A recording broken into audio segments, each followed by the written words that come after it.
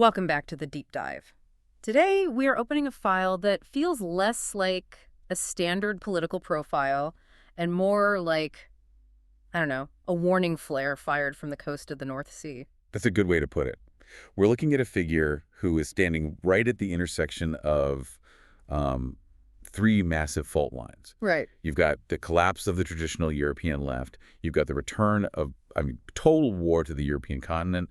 And then you have the sort of slow motion disintegration of the entire post-World War II security order. And in the middle of all of that, we are analyzing the recent maneuvers, and the terrifying dilemmas of Kati Piri. It's such a fascinating case study because Piri, she really embodies the very tensions she's trying to solve. How so? Well, she's a high-profile member of parliament in the Netherlands. She's representing the GroenLinks-PvdA alliance, and we should probably explain that's the fusion of the Green Left and the traditional Labour Party. But, she isn't just a domestic politician wrangling over tax brackets. No, not at all. She is operating right in the eye of the storm, on Ukraine, on Gaza, and on the future of NATO itself. And the source material for this deep dive is a surprisingly raw interview she gave to De Telegraaf. Usually, these political profiles, they're polished to a shine. Oh, yeah. You get the talking points, the carefully rehearsed anecdotes. Exactly. But this one, it feels like she leaves the bruises visible. We've got everything in here, from the tactical chaos of a minority cabinet to what she herself calls the devil's dilemma of supplying weapons to Israel. And what makes this specific interview such a goldmine, really, is that it connects the personal to the geopolitical in a way you just rarely see.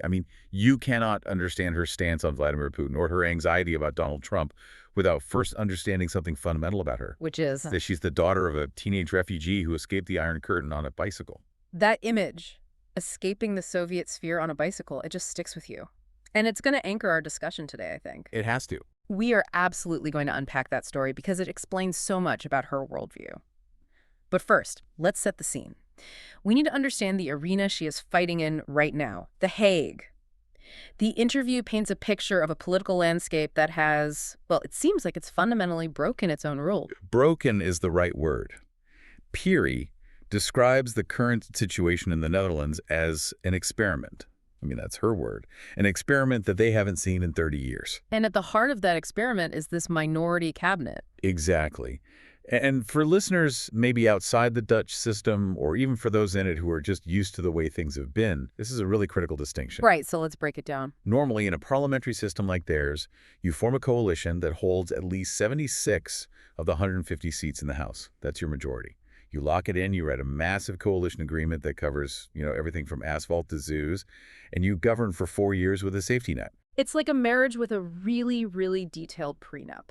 You know exactly who's washing the dishes, who's paying the bills, and who gets to pick the movie on Friday night. A perfect analogy. Stability is the goal.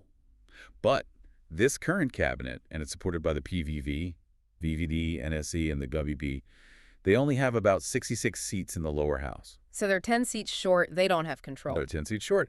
And Piri uses this very specific, almost industrial metaphor for this situation. She calls it loose screws. I noted that phrase, loose screws. It really implies that the structural integrity of the entire government is compromised, that the whole machine is rattling. It does. And she gives a very concrete example of what that looks like in practice. The debate on the AOW, which is the state pension age. Okay, a huge issue. In the Netherlands, the pension age is like the third rail of politics. It is incredibly sensitive. Years ago, there was this classic Polder model agreement, a consensus nailed down between unions, employers, and all the political parties to manage the retirement age in a predictable way. So it was a settled issue. It was a settled issue. Peace in our time. But because this minority cabinet lacks that guaranteed majority, and because it lacks the discipline of a traditional coalition, they suddenly threw it back open for debate. They put it on loose screws. So without the discipline of that majority, settled law just becomes unsettled. It creates this volatility where nothing is actually done. Precisely. And Piri says this created instant chaos. Yeah. Employers hated it because, they crazed predictability for their planning. Of course. The unions hated it because it threatened benefits. Even the opposition hated the uncertainty. But here's the counterintuitive insight she pulls from this whole mess. What's that? This chaos actually empowers the parliament. If the government can't just snap its fingers and pass laws because they don't have the votes, They have to come to the opposition to beg. they have to come to people like her and ask for help, Hmm. which leads to this strange bedfellows dynamic that she describes in the interview. Right. And this is fascinating because if I'm sitting in the opposition and I see the government struggling, my first instinct would be to just block everything, just say no. But she describes something much more fluid. It's almost Machiavellian, or maybe just deeply pragmatic. She describes her own party leader, Jesse Klaver, the head of the Green Left Labor Alliance, openly coordinating with Geert Wilders in the plenary hall. Okay, wait, let's just pause on that for a second. Visualize that. You have the progressive environmentalist leader whispering strategies with the populist anti-Islam firebrand. These are people who, on paper, should be mortal political enemies. It sounds like a glitch in the simulation. Why on earth would they coordinate? What's the upside for her party? Leverage. Pure and simple. If the cabinet proposes a bill, let's say something on health care, that the left hates because it's too austere, and the far right hates because it's too liberal or too globalist, they can combine their votes. To kill it. Or to force a change. To kill it or to force an amendment.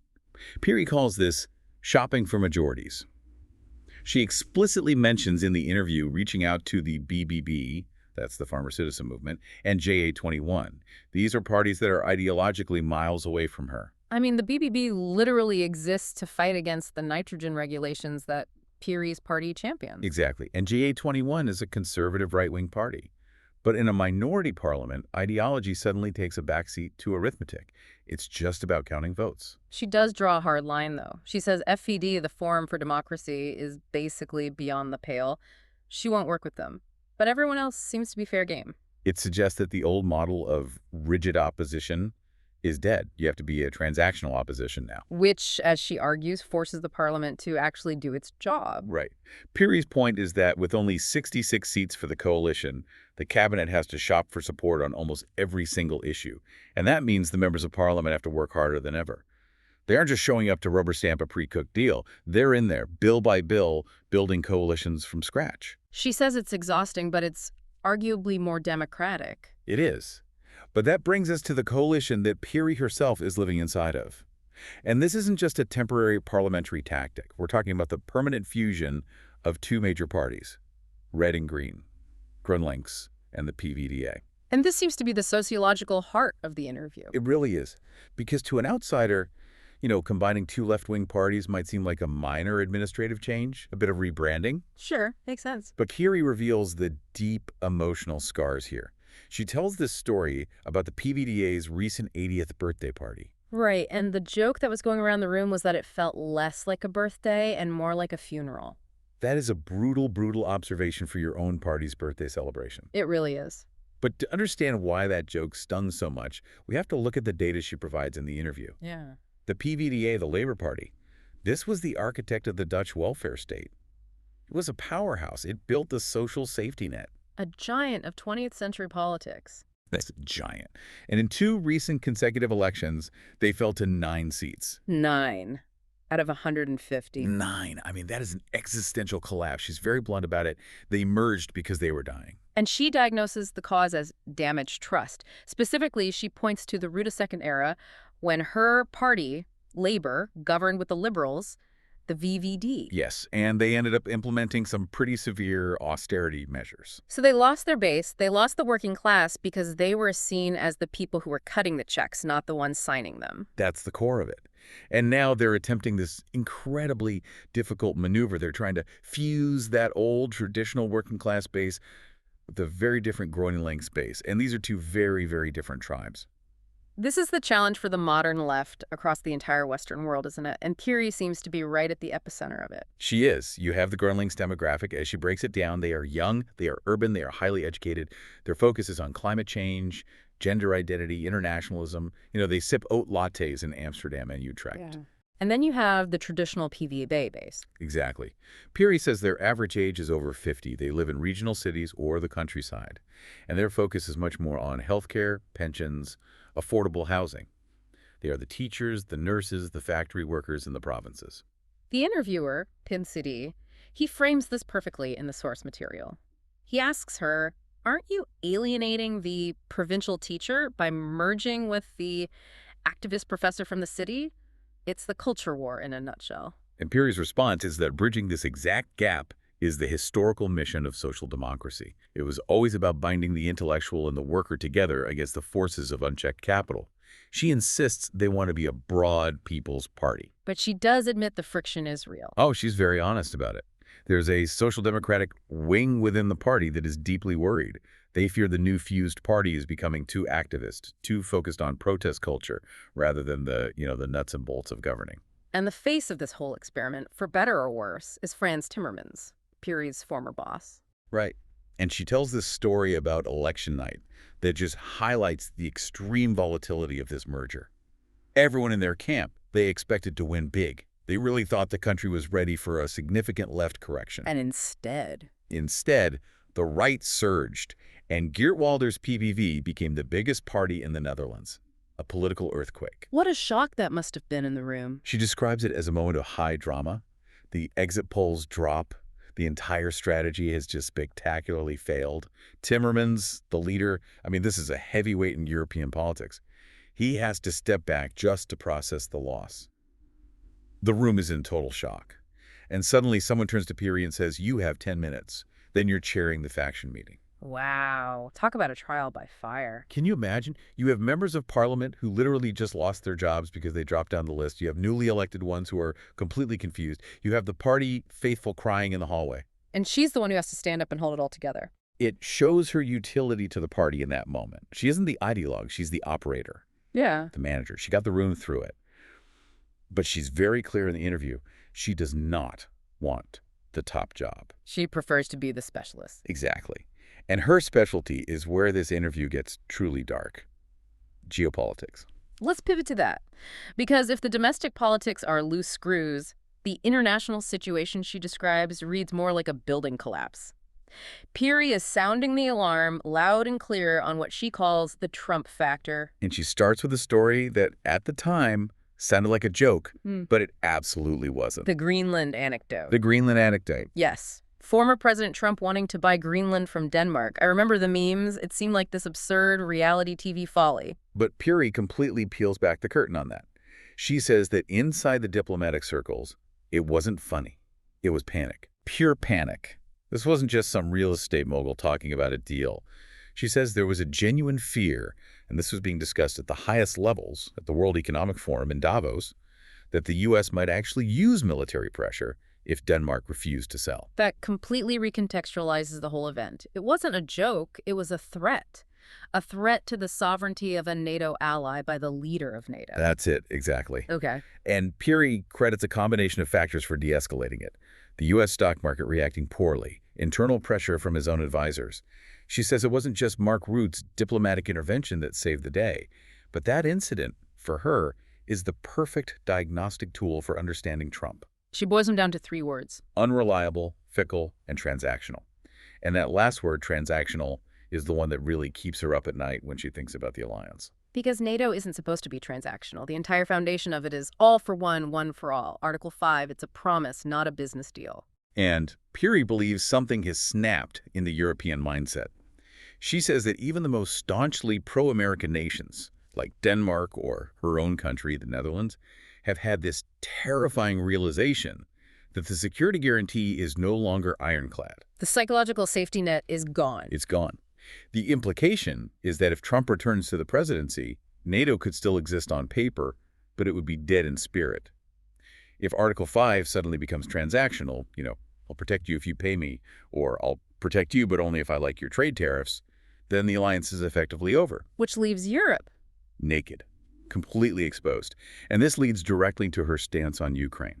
Piri has been to Ukraine 5 times since the full-scale invasion started. So she's not just reading reports in a comfortable office in The Hague. No, she's seeing the craters, she's talking to the soldiers, and her great fear regarding a second Trump presidency is what she calls an unfair peace. We need to define that, because everyone says they want peace. Even Putin says he wants peace. What does Piri mean by an unfair peace? An unfair peace, in her view, is a ceasefire that essentially freezes the conflict on Putin's terms, but without any real binding security guarantees for Ukraine. So it stops the fighting for now, but leaves Ukraine vulnerable. Exactly. Piri argues that if you stop the fighting, but you don't make it impossible for Russia to attack again, You haven't created peace. You've just hit the pause button on the war. A pause button for genocide. That's the fear. She says Putin will just wait 6 months, maybe a year. He'll rearm, refit his battalions with new conscripts, and then he'll come back to finish the job. And she sees Trump enabling this. She points out that Trump consistently blames Zelensky for the war continuing. He never blames Putin. And that signals to her and to many in Europe that Trump would simply force Zelensky to capitulate. Just hand over territory to make the problem go away. What's her sense from the ground in Ukraine? Her insight is that the Ukrainian people are utterly exhausted. I mean, how could they not be? She says they might even accept the painful reality of losing territory, which is a massive, heartbreaking admission, but only if they get an ironclad guarantee that the war won't just restart next year. A guarantee of safety. A guarantee of safety from future aggression. Yeah. Without that, she says, they have to keep fighting because the alternative is complete annihilation. This brings us to, I think, the most controversial and difficult section of the interview, the devil's dilemma. We're moving from the fields of Ukraine to the streets of Gaza. Right. And here, Piri made a political move that, by her own admission, tore her own party apart. This is the emotional core of the whole discussion. Piri filed a motion in the Dutch parliament to stop supplying all F-35 parts to Israel. And the key word there is all. Because it was sweeping. It was incredibly sweeping. It included parts for the Iron Dome and other purely defensive systems. Okay, let's get into the technicals here, because on the surface, this confuses a lot of people. The Iron Dome is a defensive shield. Its entire purpose is to intercept rockets fired by Hamas or Hezbollah or Iran that are aimed at Israeli civilians. Why would a human rights advocate want to disable a shield? This is where she introduces the concept of offensive defense. And Piri's argument, which she says took her months of agonizing to reach, is that the near-perfect shield of the Iron Dome fundamentally changes the strategic calculus for a leader like Benjamin Netanyahu. How so? Her logic is that if you have a perfect shield, you can afford to swing your sword much, much harder. You can bomb Gaza or Lebanon or Syria with far less fear of retaliation against your own cities. So, in her view, the shield removes the incentive to negotiate a ceasefire. It allows the government to pursue a purely military solution because the home front is relatively safe from harm. Correct. She argues it enables a military strategy that she views as a grave violation of international law. She points to the death toll in Gaza, over 10,000 at the time she made her decision, and the fact that the International Criminal Court prosecutor was applying for arrest warrants against Israeli leadership. So she reached a moral breaking point. A moral event horizon, I think, is a good way to put it. She felt that supplying any component, even a defensive one, to the Israeli military machine made the Netherlands complicit in what she views as war crimes. The interviewer, Pim Sidi, pushed back on this. And he pushed back hard. He had to. He asked the obvious and incredibly painful question. By voting to remove the Iron Dome, aren't you effectively condemning Israeli civilians to death by rocket fire? Aren't you leaving them defenseless? And to her credit, Piri doesn't dodge the question at all. She calls it a devil's dilemma for a reason. She acknowledges the terrible, terrible risk. She knows exactly what happens if a rocket from Hezbollah hits a school in Tel Aviv. But she made a choice. She made a choice. She reached a point where she felt the active, ongoing slaughter in Gaza outweighed the potential strategic risk of creating a defensive gap for Israel. She chose to prioritize the immediate halt of the offensive over that future risk. She essentially argued that the only way to force a stop to the offensive was to stop the flow of all military aid, period. The fallout from this within her own party was immediate and brutal. It was visceral. The PvdA, the Labour Party, has deep historical ties to Israel. It was a sister party to the Israeli Labour Party for decades. This wasn't just some abstract policy debate for them. So prominent members were outraged. Outrage. Former leaders like Lodefik Asher felt utterly betrayed. She says Jewish members of her own party came to her and said they felt unsafe because of her stance. I mean, that's an incredible weight to carry. It is. She describes the night before the party congress where this was all going to be debated. She slept for 2 hours. Just 2 hours. Because she received a letter from 3 former party heavyweights, her mentors, condemning her in the strongest possible terms. And she says she needed security protection just to attend her own party meeting. That is a level of internal conflict that most politicians would do anything to avoid. But there was a moment of grace there, wasn't there? In the middle of all that anger. Yes, a really important one.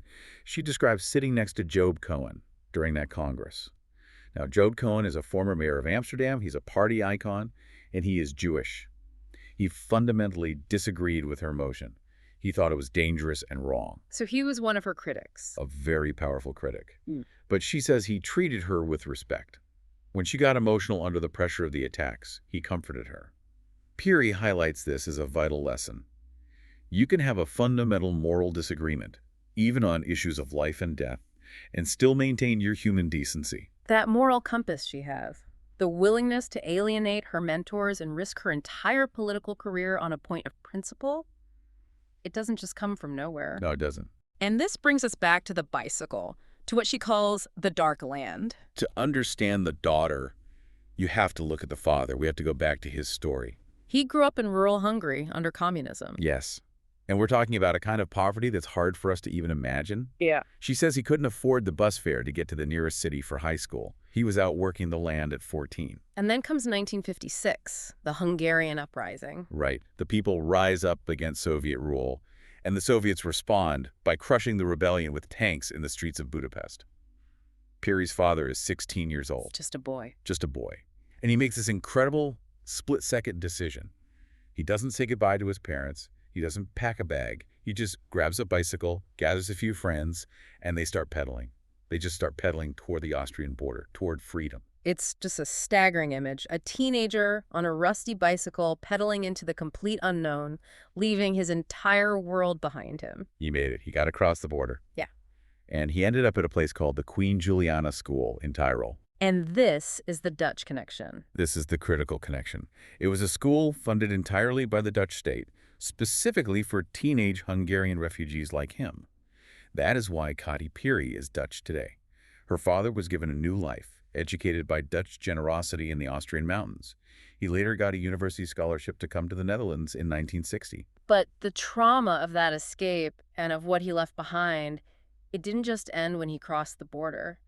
Piri talks about visiting Hungary as a child in the 1980s. She calls it the Dark Land. That was her father's name for it. She describes them driving back to visit her grandparents. And as they got close to the border, her father would physically change. He would become tense, quiet. He dreaded the crossing. Even though it was goulash communism by then, a bit softer. A bit softer, yes. It wasn't a gulag like in Romania, but it was still a cage. She describes it as just gray. The lack of freedom was a palpable thing you could feel in the air. And her family, they were like a lifeline to the village she came from, right? Yes. The family car would be packed full of things they couldn't get there. Coffee, clothes. She says her father would organize whole truckloads of old-school furniture from Gouda, where they lived in the Netherlands, to be sent back to the schools in his home village in Hungary. That's a very specific kind of diaspora guilt and gratitude, isn't it? You made it out, so you feel this intense obligation to give back, to try and fix what you left behind. And it all culminated for her in 1989. This is the scene that she says defines her entire political identity. Yeah. Piri was 10 years old. And she was watching television. She was at home watching the news, and the images came on of people on top of the Berlin Wall chipping away at it with hammers. And she says it was the first and the only time she ever saw her father cry. Wow. That moment. That has to be the key to decoding Kati Piri. It's absolutely the key. If you are 10 years old and you watch your refugee father weep with joy because a wall is falling down, because the dark land is finally opening up, you don't grow up to view freedom as transactional. You view it as oxygen. Exactly. This explains her absolute rigidity on Ukraine. It explains why she has zero patience for autocrats like Viktor Orban or Vladimir Putin. For her, these aren't abstract policy debates. They are survival struggles. She knows exactly what it looks like when the tanks win. It's so interesting how this heavy, heavy history contrasts with the mundane and sometimes petty reality of day-to-day life in Parliament. Yeah. The interview does a great job of showing the human side of the enemy, so to speak. We have to mention the Nettergek incident. Yes. Nettergek. It translates roughly to bonkers or, completely crazy. And she shouted this at a government minister during a debate. At Minister Marjolaine Faber, yes. She admits it wasn't her finest moment. It was the last week before the Christmas recess. Everyone was completely exhausted, and the minister was just stonewalling, repeating a pre-written script for 3 hours without answering a single question. Piri just snapped. We've all been there, maybe not on national television, but we've all had that moment of frustration. But then what happens next is even more revealing. The cough drop truce. Right. Tell us about that. Later on, Piri is in the chamber, and she has a terrible coughing fit. She just can't speak.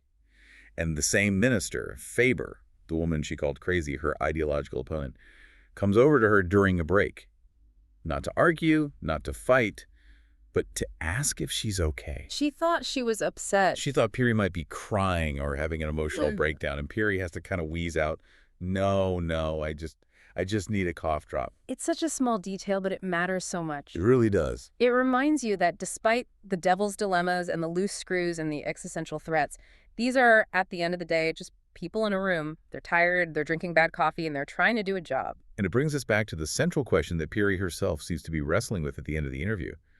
She says she wants to build a broad people's party. Right. She wants to house the activist and the worker and the refugee all under one roof. And when you look at her life, the daughter of a refugee, leading a workers' party, fighting for activist causes, she herself is trying to be that roof.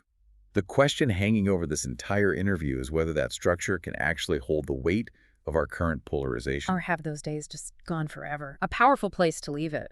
From a bicycle on the Austrian border to the corridors of power in The Hague, the fundamental stakes haven't really changed. Not at all. It's still about freedom, security, and the incredible personal cost of conviction. That's all we have time for in this deep dive. Thank you for joining us. We'll see you next time.